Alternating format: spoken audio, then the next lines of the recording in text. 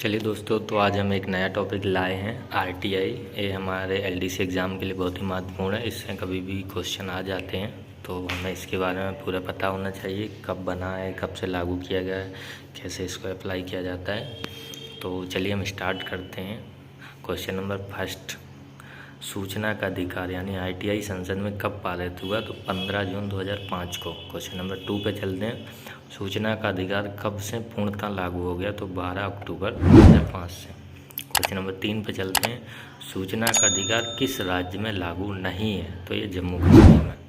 Question number 4 पे चलते हैं। आरटीआई का मुख्य उद्देश्य क्या है? तो आरटीआई अधिनियम का मुख्य उद्देश्य सरकारी कामकाजों में नागरिकों के लिए, प्रजातंत्र में लोगों के लिए वास्तवत और पारदर्शिता लाना और जिम्मेदारी तय करना, भ्रष्टाचार हटाना। क्वेश्चन नंबर 5 पे चलते हैं। आरटीआई अधिनियम लागू करने के लिए किसे नियुक्त किया गया है? तो public information officer. Question number 6 पे चलते हैं। सीआईसी का फुल फॉर्म क्या हो जाएगा? Central information commission. Question number 7 पे चलते हैं। आवेदन का उत्तर देने की समय सीमा क्या है? तो यदि जन सूचना अधिकारी से सूचना मांगी गई है तो प्राप्त होने में 30 दिनों में। क्वेश्चन नंबर 8 पे चलते हैं। जिन मामलों में जीवन या जिम्मेदारी शामिल, ऐसे मामलों में उत्तर देने की समय सीमा क्या है? तो 48 घंटे में उत्तर दिया जाना आवश्यक है। क्वेश्चन नंबर 9 पे चलते हैं। सूचना का अधिकार के अधीन क्या जानकारी मांगी जा सकती है? तो यदि किसी सामग्री में कोई सत्य शामिल है तो रिकॉर्ड, कागजात, मेमो, ईमेल, मत,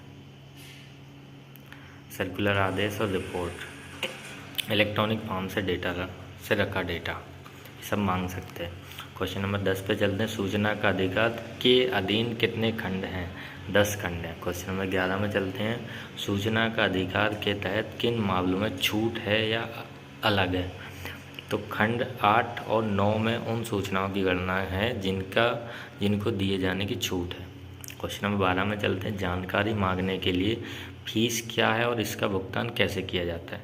आवेदकों द्वारा केंद्रीय सहायक जनसूचना अधिकारी के पक्ष में 10 रुपये का डिफ़ॉल्ट ड्राफ्ट बैंकर चेक भारतीय पोर्टल ऑर्डर के नगद रूप में संस्थान में जन सूचना अधिकारी के पक्ष में जमा करवाकर, मतलब आरटीआई लगाना है तो 10 रुपये लगते हैं।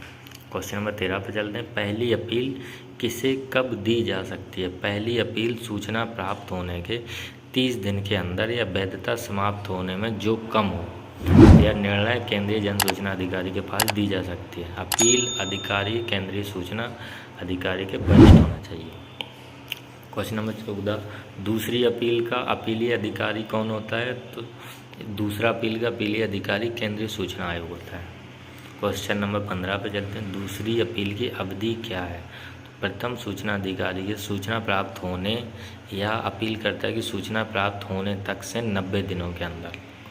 क्वेश्चन नंबर 16 पे चलते हैं। सेक्शन 2 में क्या है? तो सेक्शन 2 में सूचना का अधिकार के अंतर्गत आने वाली शर्तें की परिभाषा है। क्वेश्चन नंबर 17 पे चलते हैं। सेक्शन 4 में क्या दर्शाया गया है? तो सेक्शन 4 में दर्शाया गया है जन सेवकों पर लगाया गया आरोप खंड 4 के अंतर्गत निहित है। क्वेश्चन नंबर 18 पे चलते हैं। सेक्शन 5 में क्या दर्शाया गया है? तो जन सूचना अधिकारी के पद खंड 5 में तय किया गया है। क्वेश्चन नंबर 19 पे चलते हैं। सेक्शन 6 में क्या दर्शाया गया है? तो यह सूचना मांगने से संबंधित अनुरोध है। क्वेश्चन नंबर 20 पे चलते हैं। सेक्शन 7 में क्या दर्शाया गया है? तो यह सूचना निपटान का अनुरोध करता है। क्वेश्चन नंबर 21 पे चलते हैं। सेक्शन 8 में क्या है? तो इसमें ना दिए जाने वाली सूचनाएं हैं सेक्शन 8 में। क्वेश्चन नंबर 22 पे चलते हैं। सेक्शन 9 और सेक्शन 10 में क्या विवरण है? तो इसमें विवरण विशेष मामलों के अलग अलग से सकारण निरस्त करने का पक्ष दर्शाया गया है। क्वेश्चन नंबर 23 पर चलते हैं। दूसरी अनुसूची के अलावा किन्हीं 4 केंद्रीय इंटेलिजेंस और सुरक्षा इंटेलिजेंसियों के नाम बताए गए हैं। तो एक आईबी और एक income tax.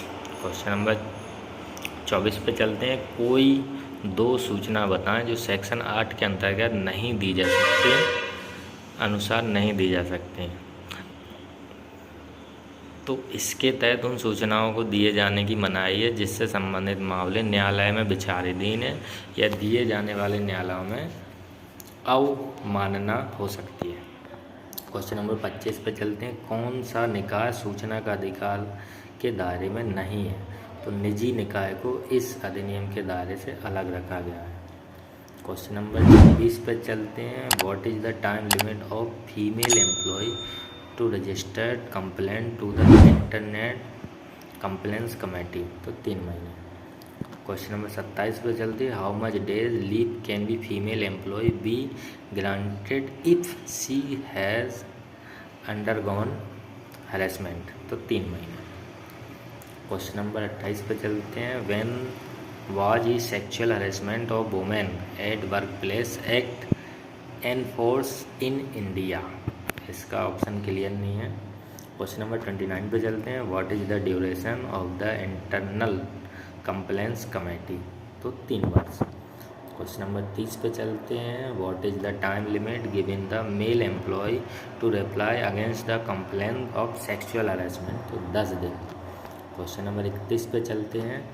What is the time limit of action to be taken against male employ who is the found guilty of conduct of harassment by the ICC? तो 60 दिन।